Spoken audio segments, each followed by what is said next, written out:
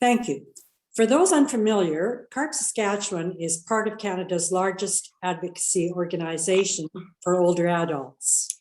We have over 325,000 members across the country. As a nonprofit, nonpartisan association, we work to uphold the rights and improve the lives of Canadians as we age. While we advocate on many different issues, C.A.R.P Saskatchewan's priorities are to establish an independent seniors advocate in the province, to have the Saskatchewan government cover the cost of high-dose flu, pneumonia, and shingles vaccines, and to work for long-term care and home care reform. Just a few reminders before we get going here. The session is being recorded. We ask that you place your microphones on mute. And please hold your questions until the end of the presentation. You may then type them into the chat function or raise your virtual hand. Kathleen will host the question and answer period. Today, we're fortunate to have with us Dr. Ken Stacku as our guest. Dr. Stacku retired in 2019 after an outstanding medical career in which he earned the fellowship in the College of Family Physicians of Canada, received certification in palliative medicine, served as a diplomat in palliative medicine for the USA, and served as the Saskatoon Health Region Medical Director and Palliative Care Department Head. Dr. Stacku and his wife Elaine have 3 daughters and 5 grandchildren. They live in Saskatoon and spend winters in Palm Springs. They enjoy golfing, lake and desert life, and especially time spent with family. Welcome, Dr. Stacku, and thank you for taking time to be our special guest today. For the next 40 minutes or so, we invite you to tell us about advanced care directives, palliative care, hospice care, and related topics. Dr. Stacku. Thanks, Colette. Thanks for that kind intro. After that intro, I hope you don't build your hopes up too high. I'm sure when you tell your kids or your grandkids that you spent your morning coffee listening to a talk about death and dying, they're going to say, you did what? You got to get a life. Anyway, so grab yourself some Lake Whitener for your coffee and away we go. So death and dying, not exactly a topic for morning coffee, but like birth and I guess taxes, it's a reality of life. All of us have experienced the death of a loved one. Those memories certainly are sad, but hopefully a good sad memory surrounding the death. Unfortunately, bad death memories are also occur, and those can linger for a long time, sometimes forever. So I guess if we had a theme for today, it would be a good death. We'll talk about the death experience, and perhaps we can all change that experience for the better. Some of you may be living with a serious life-threatening illness, and this talk may start getting a bit personal, and we certainly acknowledge that. Today, as the program outlines, we'll talk about palliative care, the what, when, why, who, how, where. Again, in keeping with a good death, advanced care planning is important. And I hope at the end of today's session, we all should be at least thinking about it.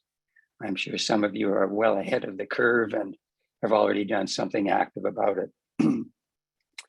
And finally, based on experience, whenever I've talked about palliative care previously, MAID, medical assistance in dying, or euthanasia, kind of the elephant in the room usually crops up. And if there's an interest, we can certainly talk a little bit about that at the end. So let's get going. I want to begin with a quote. I guess every talk should probably do that. This is from a philosopher and ethicist in the US. His name is Daniel Callahan. And he said, a medicine that embodies an acceptance of death would represent a great change in the common conception and might set the stage for viewing the care of dying people not as an afterthought when all else has failed, but one of the ends of medicine. The goal of a peaceful death should be as much a part of the purpose of medicine as the promotion of good health. And I think that kind of sets the stage for what we want to talk about today. So what is palliative care? Well, it's an approach to care which focuses on comfort and the quality of living, and of course, dying, and those affected by a life-limiting or life-threatening illness. All patients with a progressive, incurable disease could benefit from palliative care. We'll talk a little bit more about some of those issues later. It certainly applies to all ages. And in many centers, actually, there's actually a prenatal palliative care, which is a bit of an offshoot and a specialized area. And it does constitute active care guided by the wishes of the patient, the person, and the family. So when is it appropriate? Well, it really is appropriate at any stage of the illness. We're often asked to be involved rather early in a pain and symptom management capacity. We walk alongside of people as they have treatment, for example, cancer. If the treatment is successful, we'll back out of the picture gladly. But if the fork in the road becomes apparent and death may be a possibility, then we can kind of increase our involvement. I mentioned it's an act of care.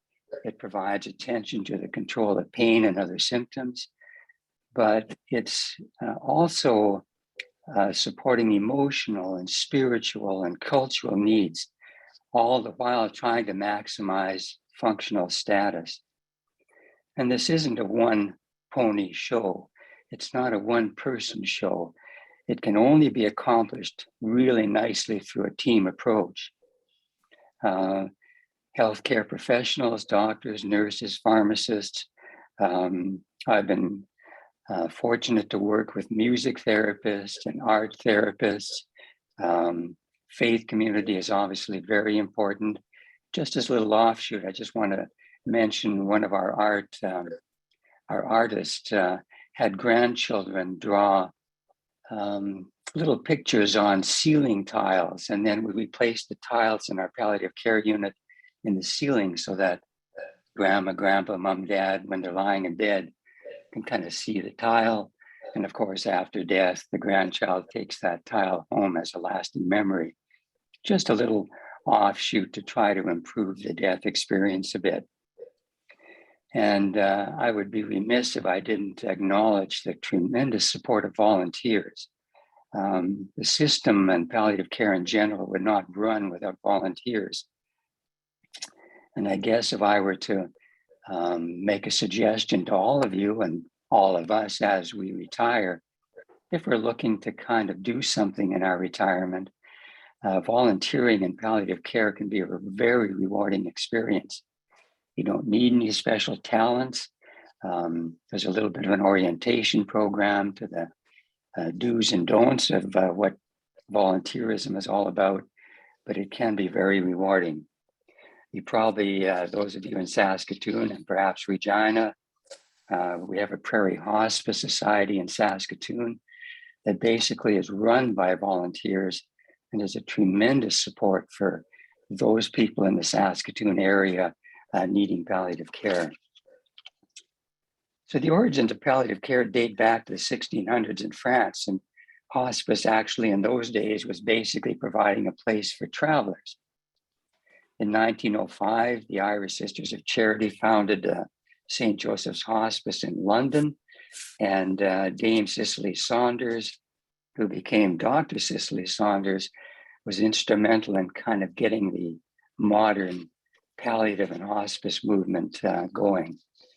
In Canada, there's a surgeon named Dr. Belfort Mount in Montreal who established a palliative care ward in the Royal Victoria Hospital in 1974. About the same time that a palliative care ward in St. Boniface Hospital in Winnipeg was established. And since 1974, it really has spread throughout all the provinces, and it's really spread worldwide. So palliative care has finally become not exactly mainstream yet, but getting there. As I talked about a little earlier, palliative care really provides support mainly to palliative to cancer patients. About 80% of our endeavors are directed towards cancer patients, but other diseases, kidney, heart, lung, neurological, ALS or Lou Gehrig's disease, strokes, all are areas that palliative care becomes involved in. Some of those services that we get involved in, of course, are pain and symptom management. We talked about the tremendous support in the psychosocial and spiritual aspects. We have social workers involved in our care, and a lot of the clergy have made a special effort to take an active role in being available really 24 hours a day to provide their support.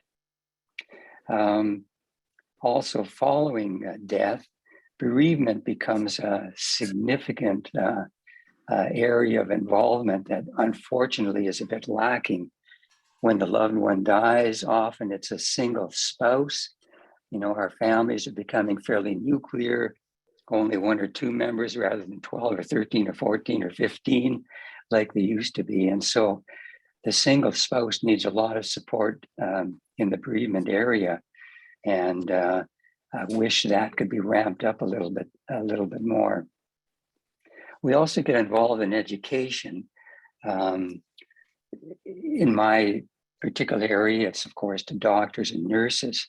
And I've tried to devote a lot of time trying to be sure that the young doctors and nurses are trained so that if and when I need palliative care, they bloody well better be well trained to do it. There are some funded programs, and again, I'm talking a little bit about Saskatchewan. I don't know if anybody's joining us from other provinces, but it's unfortunate you have to be dying to actually access some of these funded programs because they make good sense. For example, there's a palliative drug program so that the upfront dispensing fee is waived. Also, laxatives and a lot of the other things that are required in palliative care are provided free.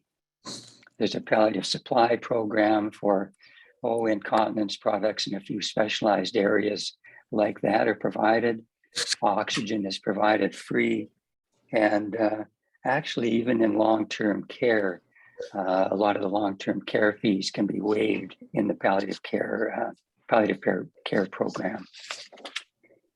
So I'll just talk a little bit about the settings again in Saskatoon, Regina, and in the rural areas.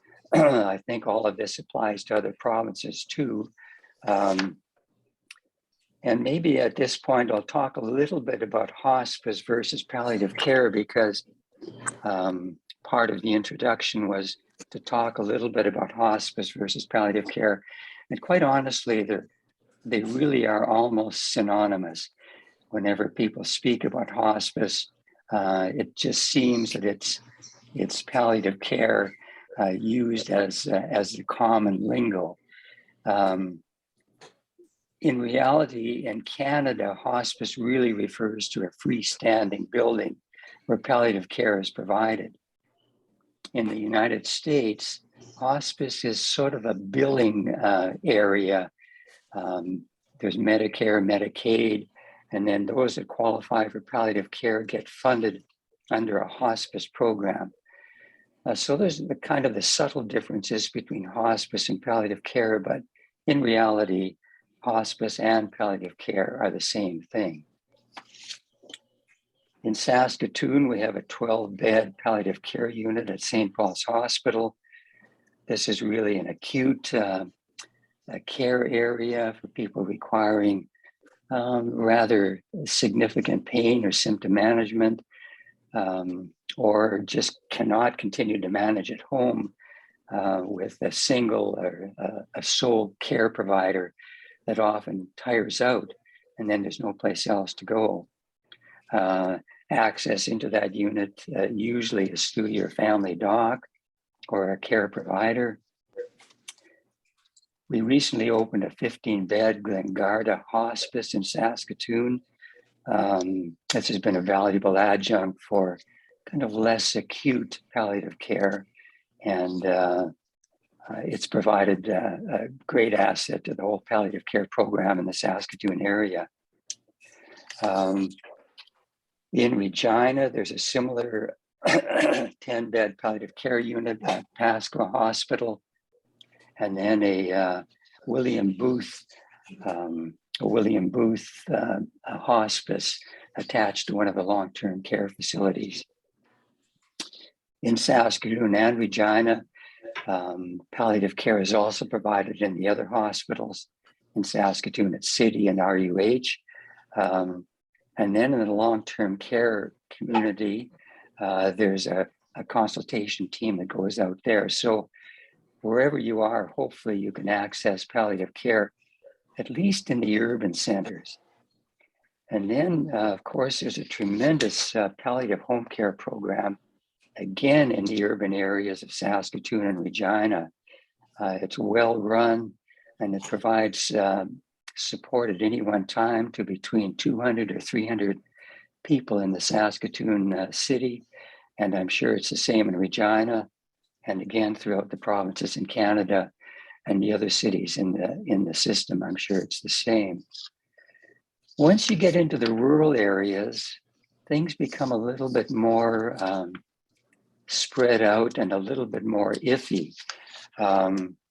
We do have nurse coordinators out in the rural areas, and they try to get the programs running. But in reality, there often are some difficulties in continuing palliative care in rural areas. And I guess if I were to challenge some of you to take up a champion role, if you live in rural areas, and perhaps try to ensure and advocate for a good palliative care system in the rural areas. Because as I say, sometimes trying to access palliative care in those rural areas is a bit wanting. Most of the time you can access palliative care in the cities through nurses. You can access the palliative home care program just by phoning home care. In the rural areas, I suspect it's your family doc or a nurse that would provide you access into it. I know that a lot of the rural areas where there are healthcare buildings still present, some have hospitals. A lot of the rural areas have provided palliative care suites. Outlook is an example, and I don't know if there's anybody here from Outlook, but they have a really beautiful palliative care suite where families can spend the nights in an adjacent room, and it really is a nice setting for a palliative care and a peaceful death. So we know that as patients enter this phase of life, they really want a few things. One of them is adequate pain and symptom management. That's kind of a given. Avoiding inappropriate prolongation of dying is generally one that's voiced. Achieving a sense of control, and along with that sense of control, not being a burden on families. And of course, all people that are entering this phase of life want to strengthen the relationship with loved ones.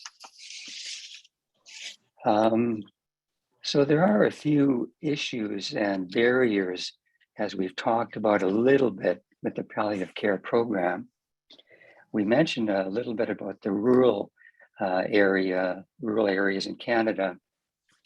30% of Canadians live in rural Canada, so it's a minority, but 95% of Canada geographically is made up of rural areas. And I tried to emphasize the provision for palliative care out in the rural areas is certainly lacking in many areas. That needs to be upgraded because patients want to spend time in the community. They want to spend time in their home. And yet when support services aren't available, those wants and desires often can't be met. Education is instrumental in enhancing the whole palliative care experience. And again, while it gradually is being incorporated, for example, in medicine, it still is leaving a lot to be desired. And so we need to ramp that up a bit too. And again, as I talked about in the initial quote, some of the barriers to effective and peaceful end of life is this mistaken belief that, you're dying, there's nothing more we can offer you. Many patients have complained to me that when they go in to see doctors, I'm not singling out oncologists, but sometimes it happens there. We're sorry, there's nothing more we can do for you. Well, that shouldn't happen, because there are a lot of things that we can continue to do. Maybe active acute care isn't part of the program, but there should be Cut off more what to Germany? an acknowledgement of what can be done. So that is kind of a summary of the whole palliative care program. And I hope that as palliative care kind of gains momentum across the country, that we can ensure more and more patients the kind of deaths that patients and families. I need to be sure that we include families, because they're part of the whole process. So I don't know how long that's taken, but I'm going to move on to talk a little bit about advanced care planning, because this, again, is part of ensuring a peaceful and a death that perhaps we all would like at the end. So advanced care planning is the type of planning that we all should be thinking about, as I'm sure some of you are way ahead of the curve and have already actively documented some of your wishes and desires. Active care planning really kicks in at a time when you can no longer voice your hopes and desires for what you want provided as a patient. It basically is something that can apply at any age. And I think it really is important to stress that 13-letter word that we all tend to forget about at times, communication. Because whatever you choose, whatever you want provided to you, needs to be communicated to somebody. And I'll get into that a little bit as we go through this advanced care planning. It is at times some of the things we need to be thinking about are things like resuscitation. Those are kind of a no-brainer, and I think whenever we talk about advanced care planning, advanced care directives, resuscitation immediately springs to mind, but it is a bit more than just that. And we'll talk about that again in a minute or two. It really can involve many areas, including the use of ventilators, artificial nutrition like tube feeding, artificial hydration, and of course, a big desire for most people near the end of life is comfort care. It's difficult in an advanced care plan to be too specific about what you want, because life and things and changes. And so you need to be prepared to change your requests at times. And again, communication is a big part of that. A lot of the advanced care plans and directives that we see will involve kind of generic things like, if life will no longer be the kind of life I want, please don't resuscitate. I don't want to be kept alive. I just want comfort care if there's no hope for a comfortable life. And so those are kind of things that can be incorporated into an advanced care plan. Now, that's the overall rubric of advanced care planning. In Saskatchewan, it really becomes an advanced care directive.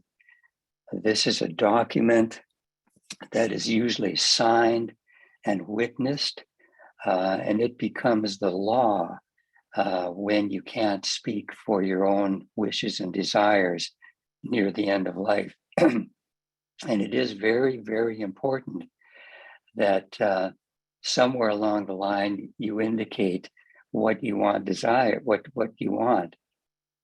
So this directive that I'm talking about can be of two types. And I'm talking about Saskatchewan, but I'm sure this applies to other provinces also, to those who are living in other provinces. So this directive can be kind of like a living will. It's not designating anyone specifically to speak on your behalf. It basically is a wish for what you want provided to you at the end of life. It's more of a directive to the physicians and nurses and the care providers. And as a palliative care doc, this has been helpful. Unfortunately, it's also led to some conflicts when, perhaps a child comes flying in and says, we got to do everything for grandpa. We got to do everything to keep him alive. When grandpa has already spelled out that he doesn't want anything like that done. So we never try to start World War III there. There's always some give and take, but that advanced care directive in a general way certainly provides us and the families guidance in terms of what should be provided. The second type, and the type that I think we all should be probably advocating for, is to designate a provider, a proxy for your healthcare decision. It usually is a family member or members. It can be healthcare providers of other sorts, but that's designating someone to act on your behalf when you can't act and request on your own.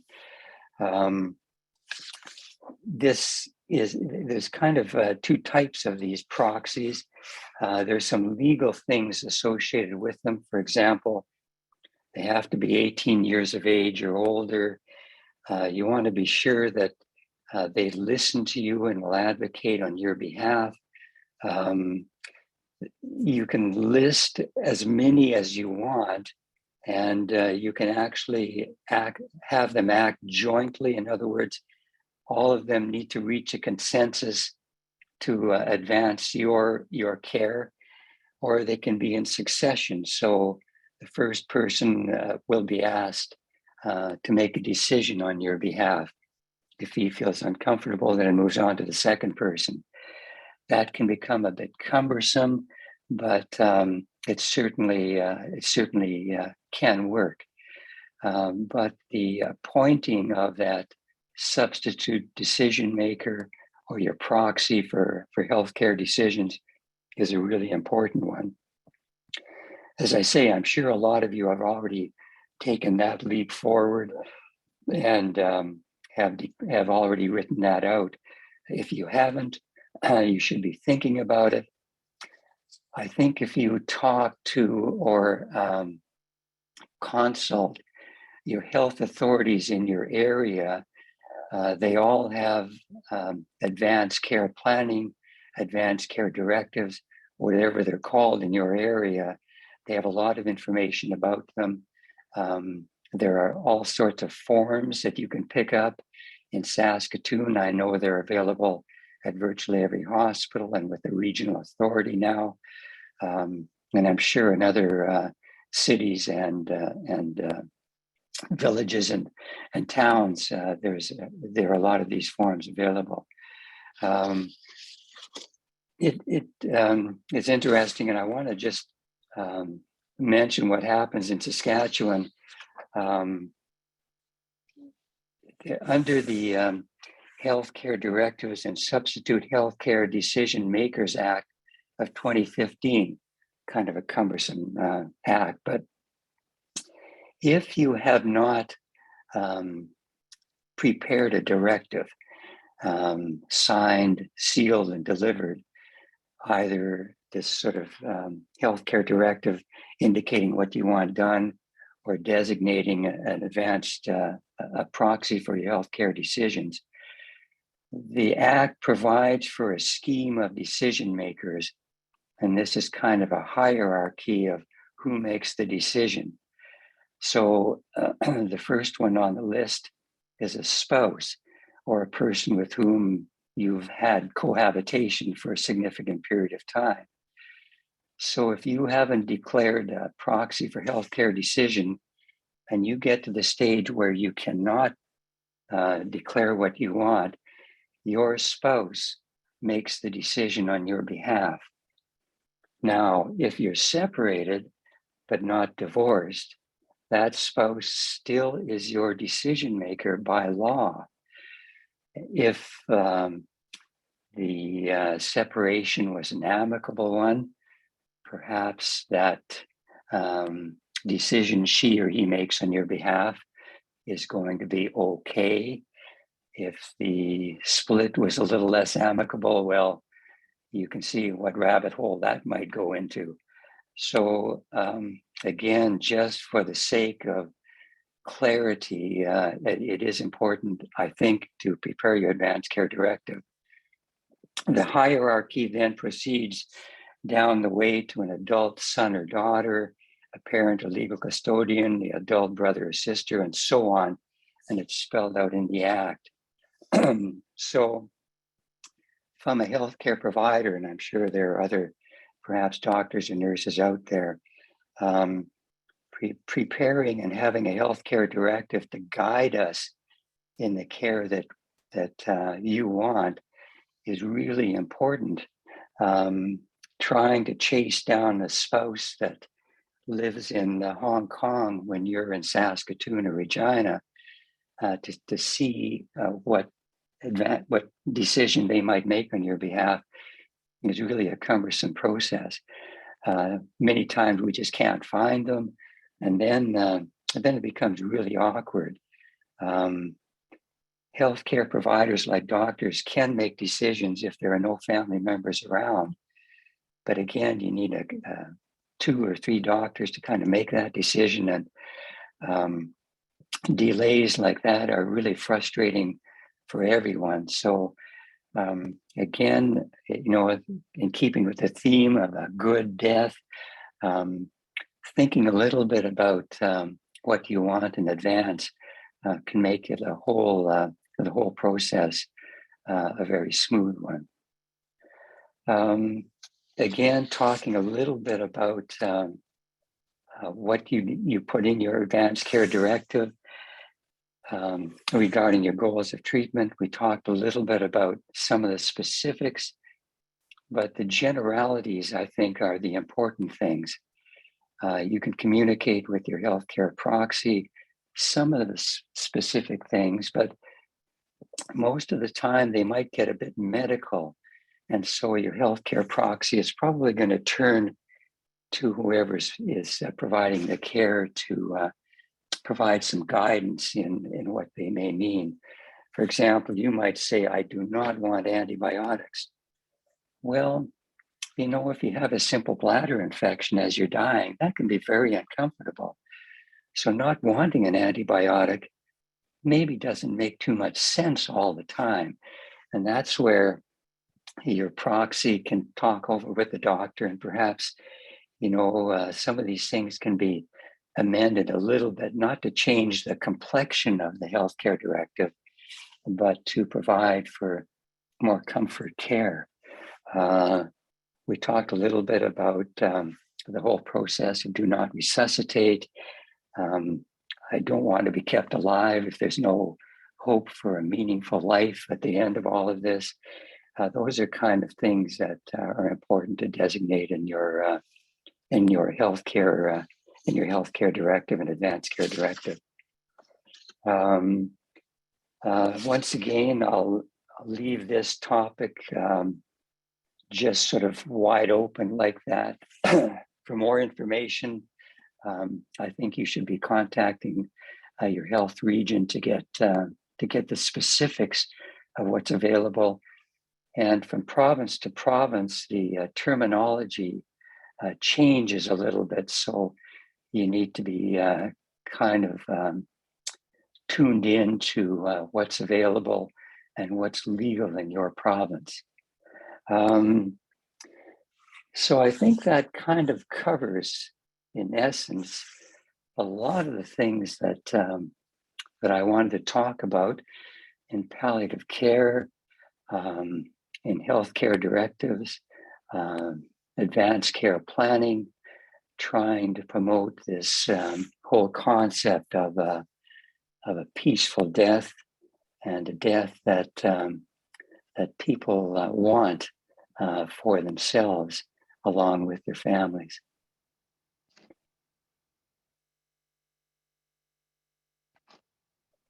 Now, I'm prepared to go on and talk about euthanasia and physician suicide, but Colette, I'll let you kind of come in. Well, thank you. I am going to ask Kathleen here to deal with the question answer period, or whatever way this needs to happen next, I guess. Kathleen? Okay. What I'd like to do now is, if you have any questions, first of all, please use the chat function and type your question in there. And given the amount of time we have, we hope to get to your questions. So you have a bit of an echo going on.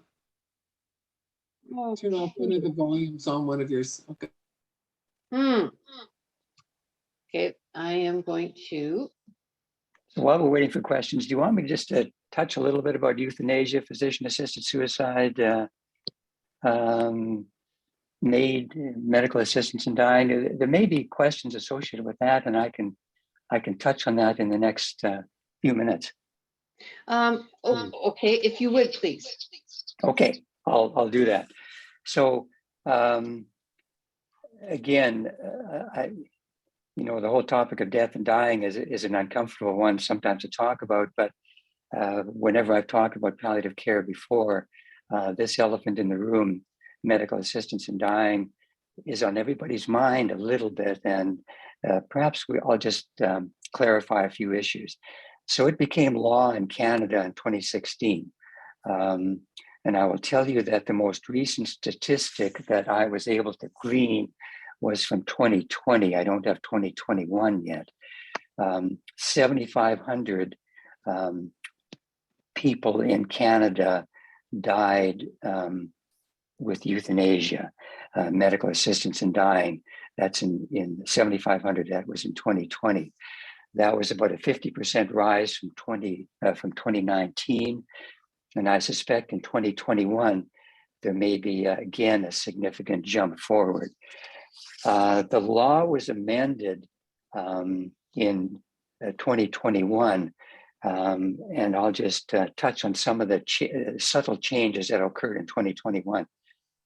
Just to clarify what euthanasia and medical assistance in dying is, it's the deliberate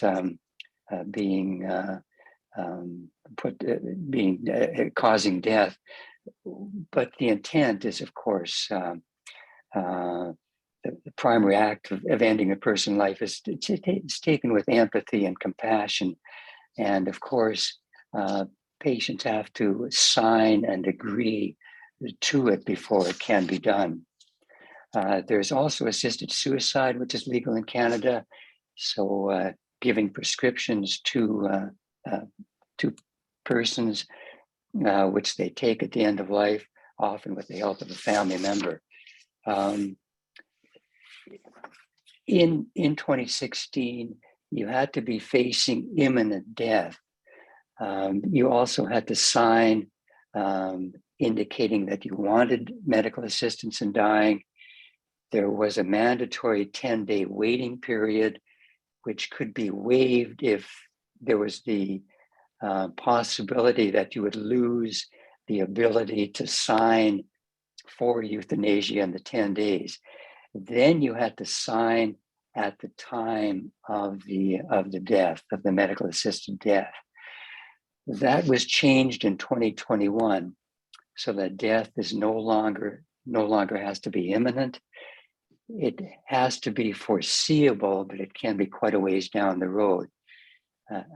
For example, somebody with ALS, Lou Gehrig's disease, death may occur sometime down the road. It is going to occur, but that allows patients to request MAID earlier in the course of that disease than having to wait for the last 10 days. And the persons don't have to actually sign at the time of the medical assistant in dying. That part has been waived. There is a 90-day waiting period for this foreseeable future of death. So you declare your intent to request medical assistance in dying, then there's a 90-day waiting period. Now, again, that 90-day waiting period can be waived if there's a possibility that you might lose the capacity to still request that death in that time period. You can refuse, you can change your mind at any time. Having signed for it doesn't mean it's an automatic, it will automatically proceed. The other thing that's happened in 2021, mental diseases in 2 years, in 2023, mental diseases could be a reason for requesting MAID, but they wanted to have this kind of period of time to talk about that more and maybe help to clarify some of those causes for requesting MAID from the mental illness point of view. So the sunset clause is going to be become valid at March 17th of 2023. So I think that's kind of sums up the whole medical assistance in dying. Again, there may be some further questions, and this isn't my area of expertise. I haven't been really involved with it. I know that it's available in virtually all the communities, certainly in Saskatchewan, and I'm sure across Canada it is available. But maybe I'll just leave it there for now. Okay, thank you. I've got a couple of questions here. Is there an online or in-person training material for people who have a family member in palliative care, like something that will help guiding people to manage the circumstances, like program availability or resources? Yes, there is. And I'm going to, there's a great palliative care web area based out of Winnipeg. Somebody might be able to help me out here. And it's the virtual hospice out of Winnipeg. I think if you just key in virtual hospice in your web browser, it will probably direct you to the Winnipeg site. Really is excellent. Answers questions. They actually have, if you have questions, I mean, there'll be answers to your questions, kind of a question and answer scenario, but they actually have doctors that will answer your questions too. So it's very valuable. In Saskatchewan, there's a hotline which can also answer your questions. So again, contact those areas through the regional health authority. A very, very good question, and I'm glad you asked that. Great. In Alberta, this note was also sent. In Alberta, there is a green sleeve that contains all the information for medical personnel that goes with a patient. Is there something similar in Saskatchewan? I don't know what the green sleeve is. Well, again, this pertains a little bit to well, a few issues. Number one, the advanced care plan. You got to be sure that advanced care plan gets into the right hands, gets into your caregivers, your family doctor's hands, into your family members' hands, into your proxy for healthcare decision. I think that's part of this green sleeve issue. The other thing is that, of course, if there's an in-home death, you don't want sort of ambulances and everybody rushing in there, so that there's got to be a note left somewhere to advise ambulances not to do the heroic things if this was an expected death. I'm not sure all of the significance of the green sleeve area in Alberta, but these are some of the things that happen in Saskatchewan in terms of signifying your advanced care plan, your advanced care directive, and an in-home death so that inappropriate trips to hospitals don't occur. Yeah, actually, that was my question, doctor. My mom had it she was in Alberta, and it was the reason they call it a green sleeve, it's in a green folder. Good. And it sat on top of her refrigerator. And it was the first thing that medical personnel would look for. It had all of her medications in it. It had her contact personnel. It had everything there. And the directive was always kept up to place. And this is a requirement, I believe, for anybody that's in long-term care there. And it just clarifies, and resolves a lot of issues about who to contact, etc. So I just wondered if Saskatchewan had something like that, because I think it is a fairly effective program in Alberta. That's perfect. As far as I'm aware, it's not spelled out in a green sleeve kind of scenario, but I know that some of the rural areas have a little bit more been a little bit more advocating that type of scenario on families' behalves than maybe the urban areas. But thanks for that information. It's valuable for everybody to hear. Excellent. Who would you say should have a copy or copies of your healthcare directive?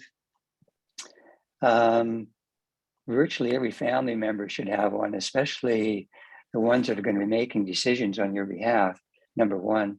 Number two, your family doc or whatever scenario that involves these days, they should know your wishes, and that should be a copy should be given to them. Those are two of the obvious ones, I think, that come to mind. Perhaps others have given their health care directives to others that I'm missing here, but certainly family members, your healthcare proxy, and your family doc would be the three that would come immediately to mind. Another question here. How does dementia fit into the picture regarding end of life request? So is this going to fall into that category that will come into effect next year in March? No, it's not going to. Not yet. That's an awkward one, and I think will need to be spelled out somewhere along the line. Right now, you can't request made that way. You have to actually sign for it and be able to sign for it in a cognitive way throughout the process. There's no ability to advance care plan that. That will change somewhere along the line, but it hasn't changed yet. And stay tuned. Okay, I have another question. What if the presiding doctor doesn't support your desire for palliative care and your quest to access palliative care? Ouch. Yeah, that's an awkward one. I think most would, but it's possible they might not. I know that if doctors kind of don't agree, I'm sensing that you're a family member advocating on behalf of your loved one, or the loved one is wanting palliative care. I think if it gets to the stage where you've just lost confidence in your family doc, it's time perhaps to be thinking about moving to a different one, which is easy to say in an urban area in Saskatoon. It's easy to get another doctor, but if you're in rural Saskatchewan, let's take where only maybe one or two other doctors are present, requesting another doctor is often a difficult situation. So, I sympathize with that issue. There's no easy answer to it. Try to talk some sense into the doctor. Advocate for perhaps changing doctors if you can. Beyond that, you may be getting into some issues. I guess you can always pursue the legal avenue and try to get that going. But again, that's a bit of a cumbersome, awkward process, and you hope it never gets to that stage. Is it commonplace for people to be able to access palliative care at home? It certainly is in the urban areas. I'm speaking for Saskatoon and Regina. They have a tremendous community support programs, and palliative care at home is just kind of a no-brainer for Saskatoon and Regina. I know in Yorkton, they have a tremendous palliative care home care support system. I can't speak on behalf of other centers. I'm sure that Prince Albert also has one because I know a few of the palliative care docs there. When you get into the rural areas, it becomes incumbent on a nurse who probably is trained, but the difficulty is that that nurse may not just be solely a palliative care nurse. She may be the diabetic educator. She may be a whole bunch of things that she's saddled with. And so getting into the home may be a bit more difficult in the rural areas. But certainly in the urban areas, palliative home care support is excellent. Again, I guess if I were to throw a little bit of an advocacy role on your behalf, if you live in a rural area and you're sensing that palliative care needs a little bit of up-tooling, maybe you could kind of speak to the authorities a little bit and see what you can do. It's been a bit unfortunate over my scenario in palliative care. We've seen palliative care in the rural areas kind of ramp up. And then when finances got a little tight, it ramped down again, where nurses were pulled away from being the sole palliative care nurse to having a whole bunch of other responsibilities added in. And it dilutes the process and takes away from often their first love was palliative care. But the reality of the situation meant that their roles were kind of diluted a little bit. Let's see. Another question of how can, well, it seems to incomplete question, but how can the model of the Outlook palliative care suites, how could we get more of those in locations around Saskatchewan? I know they have one in Port Coquitlam as well.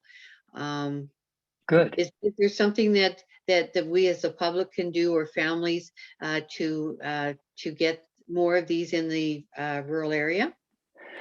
Well, I'll speak about the Glengarda Hospice situation in Saskatoon. When we went asking for funds to build a hospice, honestly, there was an outpouring of funds. And so funding, that'll be your number one, kind of your number one goal, to kind of secure the funding for it. Number two, to secure a place for it. You need somebody to lead the brigade, so to speak. But I think once you do that, I think you'd be surprised how much support there is for that concept of a palliative care suite, because they're so important. I talk a little bit about the nuclear family now of one or two people, often just a sole daughter or son. They can't continue to provide the kind of care needs that palliative patients require. And so the ability to move that person into a suite in a rural area is really important. And so when you kind of maybe emphasize some of these kind of scenarios that may occur, I think you're going to get a lot of community support for providing those kind of suites. You might contact Outlook to see how they did it, or Fort Capel to see how they did it. My sense is, though, that if you can just get somebody to kind of light the torch, a lot of people will follow. Excellent. Okay, another question. Can your proxy override your healthcare directive?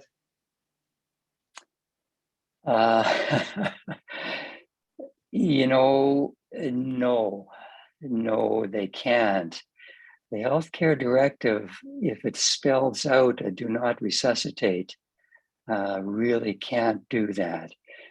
Now, I think that usually cooler heads will prevail, and there likely can be a middle of the road approach so that, the guns aren't drawn.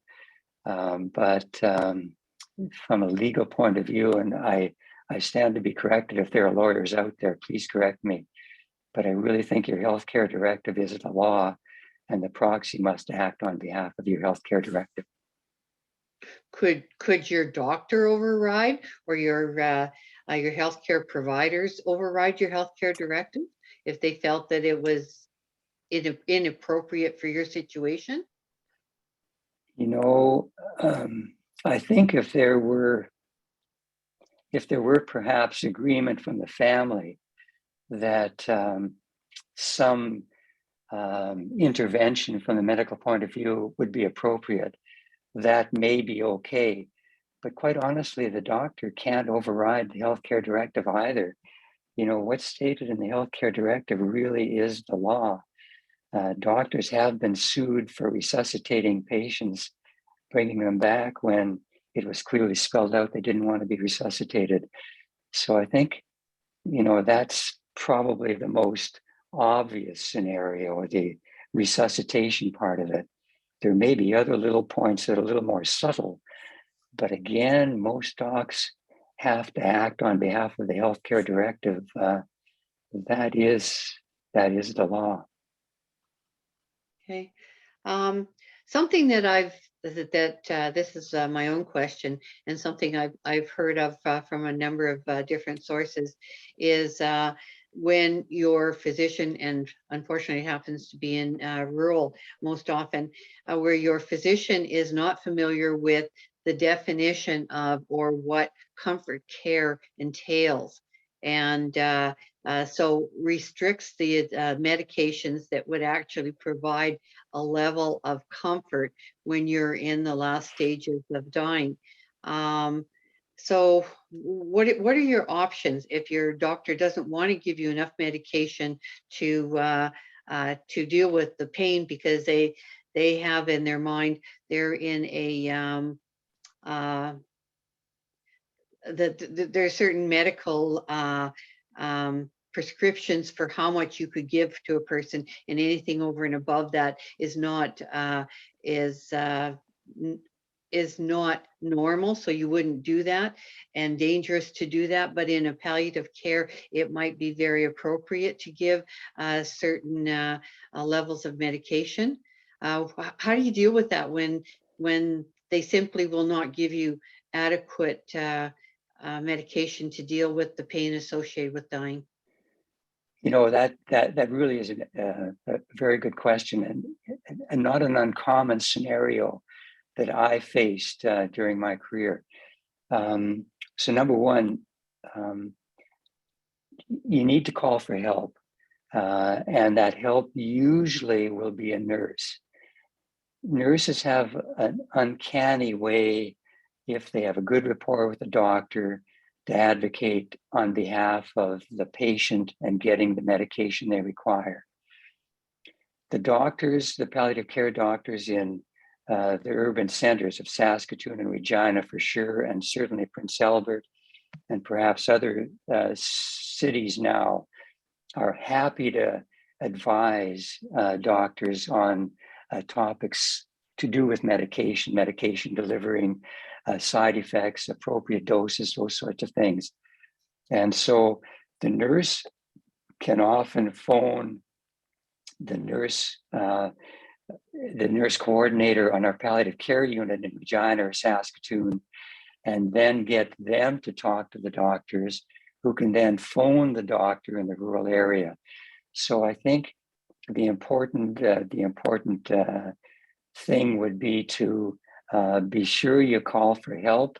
Use whoever you have to ask, nurse, doctor, to phone into the urban center if they want some help, and away you go. If you're lucky in your community, you might have a palliative care nurse coordinator who could certainly act on your behalf. A lot of the doctors rely on them for advice when it comes to, I'll give Yorkton and the surrounding Yorkton area, Kenora, Kamsack as an example. They have great palliative care coordinators there. And I know the doctors really rely on them, on these nurse coordinators, for advice. And those nurse coordinators have access into the doctors in the urban areas for further advice should it fail. So again, that's about the only thing I can recommend is call for help. Keep on calling for help until, it's like driving the nail in. You keep on hammering it till it finally sinks in somewhere, and hopefully the issues will be resolved. Excellent. Well, I think we're going to wrap things up there. We're at the top of the hour. I want to thank you very much, Dr. Stacku. Your insight into how all of this works and how best to access end of life will definitely help us make better informed decisions for ourselves and for our loved ones, of course. We're extremely grateful for the time that you've taken today to be here with us. So thank you very much for that. Okay, to close things out today, if you're passionate about older adult issues and if you'd like to share your talent and energy to better our community, and if you're looking for camaraderie and fun, we invite you to join us here at C.A.R.P. It does not matter where in Saskatchewan you live. If you're open to doing virtual meetings, then come on board. Drop us an email to sk@carp.ca, and we'll be happy to get in touch to talk to you about how you can get involved. Be sure to watch our Facebook page and newsletters for details about our next Coffee with C.A.R.P in April. Coffee with C.A.R.P is sponsored by Zoomer Wireless with basic cell phone plans starting at just $16.20 a month. For more information, their website is zoomerwireless.ca. I want to thank everyone for joining us today. Have a wonderful week. Take care till we chat again. Be well, be happy, and stay safe. And again, thank you. Bye now. Bye.